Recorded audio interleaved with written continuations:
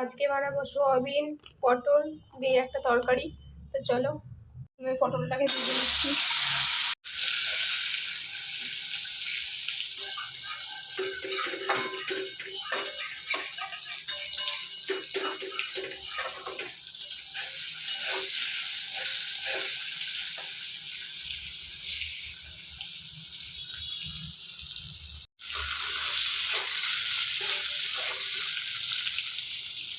পটলগুলো আমার অনেকটাই ভাজা হয়ে গেছে, এবার আমি আলুটা ভেজে নেবো ওর সঙ্গে।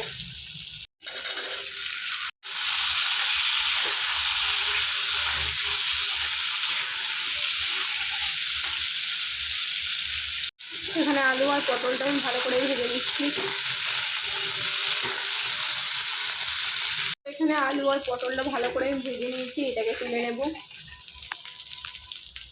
এই তেলে আমি এবার সোয়াবিনগুলোকে ভেজে নেব।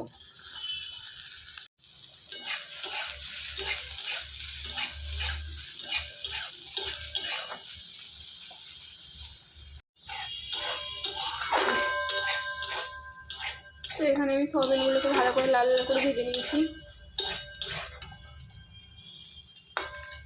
তো এখানে সোয়াবিনটা ভাজা হয়ে গেছে, নামিয়ে নিলাম। কড়াই তেল দিয়ে দিয়েছি, এবার দিয়ে দিচ্ছি শুকনো লঙ্কার 5 ফোড়ন, পেঁয়াজ। পেঁয়াজটাকে ভালো করে ভেজে নেব।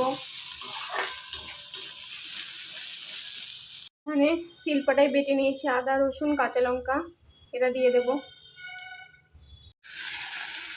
এখানে নিয়েছি নিত্য প্রয়োজনীয় মশলাগুলো, হলুদ গুঁড়ো, লঙ্কা গুঁড়ো, কাশ্মীর লঙ্কা গুঁড়ো, এখানে আছে ধনে গুঁড়ো, ওখানে আছে জিরে গুঁড়ো, এগুলো দিয়ে দেবো।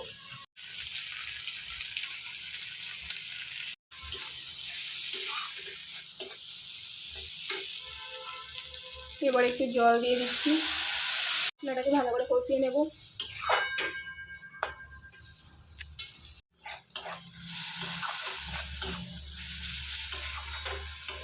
মশলাটাকে ভালো করে কষিয়ে নিয়েছি, এবার আলুগুলো দিয়ে দেবো। আলু পটল সয়াবিন যেগুলো ভেজে তুলে রেখেছি সেগুলো দিয়ে দেবো।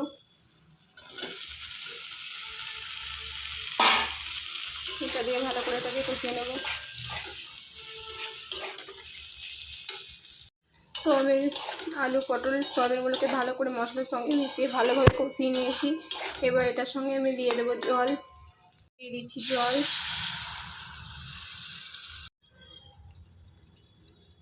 পরিমাণ মতো দিয়ে দিচ্ছি নুন, দিচ্ছি হালকা চিনি। তো এখানে তরকারিটা ভালোভাবে ফুটে গেছে।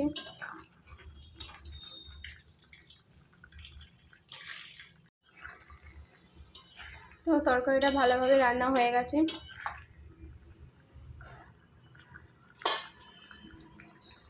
এবার দিয়ে দিচ্ছি ধনেপাতা। তো আজকে তরকারিটা রেডি হয়ে গেছে। তো দেখা হবে পরের ভিডিওতে। টাটা।